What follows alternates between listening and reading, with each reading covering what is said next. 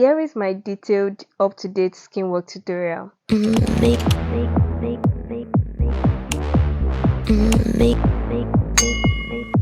So the first thing I do is to cleanse my face. I'm going to be using this Nia Beauty cleanser as well as my Mismetic Premium Cotton Rounds to just clean my face aside my eyes. Then I go ahead with my rose water toner. This one is from Mismetics. I'm going to pat it across my face for hydration as well as to tone the whole face.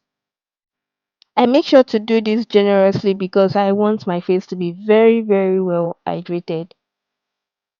I'm patting it just across my nose bridge, my under eye, my cheeks, and every other part of my face to make sure that the hydration is well distributed. Then I go ahead with my moisturizer. This is from Mismetics as well, and I'm going to apply generously onto my face. I'm focusing mainly on my under eye and the other part of my face, but mainly on my under eye because that is the usually dry aspect of my face. So I am carefully applying it to the other part of my face to avoid it running into my eyes.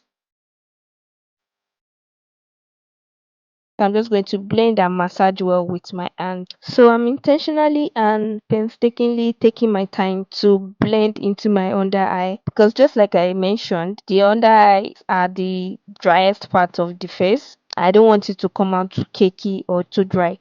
So I'm taking my time to blend it into the skin of my under eye and the remaining part of my face, even onto the neck and the chin area. This particular step can be done with either your hand or a brush, anyone that works for you, but I'm going to be using the both. I use my hand first, then I go in with a brush to just make it blend in better.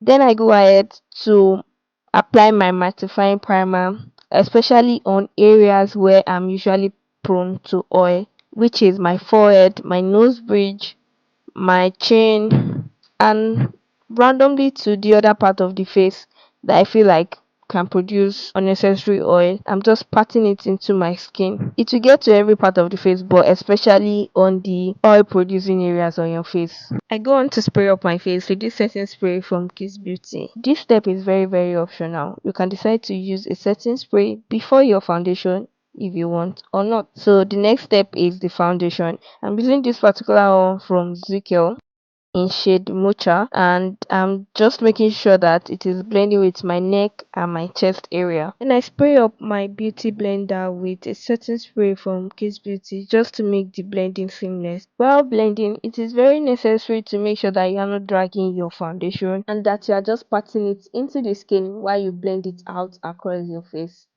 You do this generously and make sure that the whole skin is already covered with little but effective quantity across your face. Because for your foundation, it is better to start small because you can always build on it as you keep going. So the next step is concealer application. So I'm going to be using my LA Girl Pro Concealer to highlight my forehead, my nose bridge, my under eye, and my chin. Then I blend it with my foundation beauty blender because I want everything to still be like not too much. I'm using a shade or two shades lighter to my actual shade color to conceal out my face to make it very highlighted. Not too highlighted, but just enough. The concealer under the eye should not be too much, so you can actually pick out your foundation to blend it out even more, just to like reduce the sharpness of the highlighting if you think it's too much. And if you think it's not bright enough, you can go ahead with another shade lighter, maybe like 3 shades lighter to your exact skin tone, but make sure you are able to blend it well enough.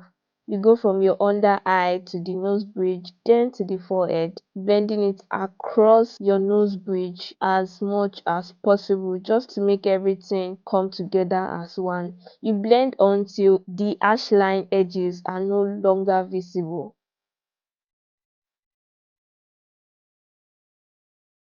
So you go to the cheek and contour the temple, the sides of the head, which is also known as the temple. You can just conceal above your forehead as well, just to reduce the way your forehead appears, and the sides of the chin as well as the sides of the nose bridge. Contour application is to cast a shadow effect on these areas of your face to create the slimmer illusion.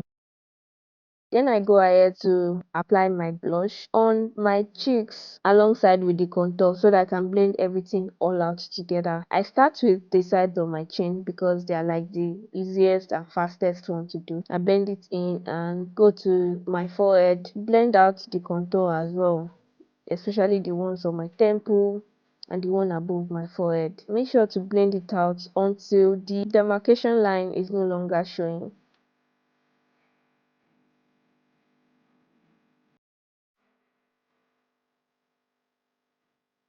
Then I go to my cheeks and blend out the contour of the hollow of my cheek. And I make sure to blend the blush with it just to make everything come together as one.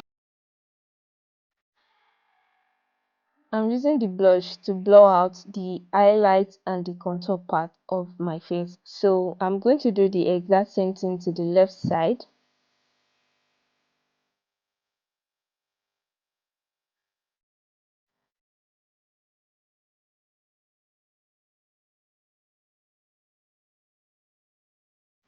The next thing is to carefully blend out the side of your nose. The technique to blending this out is to make sure that you are focusing only on the area where you are blending out. Blend it out by patting it into across up down for both sides of the nose. It is best to use a small brush for this one, but I'm using my beauty blender for this because I can control it well. This is what a well blended highlight and contour face look like. I'm going to go ahead to set with my compact powder the highlighted areas. I'm starting with my nose bridge and my forehead. I'm using this triangular puff because it is very easy to control. I'm going back to blending my under eye with my beauty blender before setting it with my triangular puff that has powder on it. I'm using compact powder first. So this particular compact powder I'm using is the Ezekiel Skin Fit Compact Powder. I forgot to show you guys. So I'm just patting it and pressing it into the highlighted areas under my eyes, my nose bridge and my forehead. I'm just making sure that it is not too much and it is well blended so that it does not just stay anyhow on the highlighted areas of my face. I'm just patting it into the skin to make sure that it is smooth enough and to make sure that there is no crease under my eyes.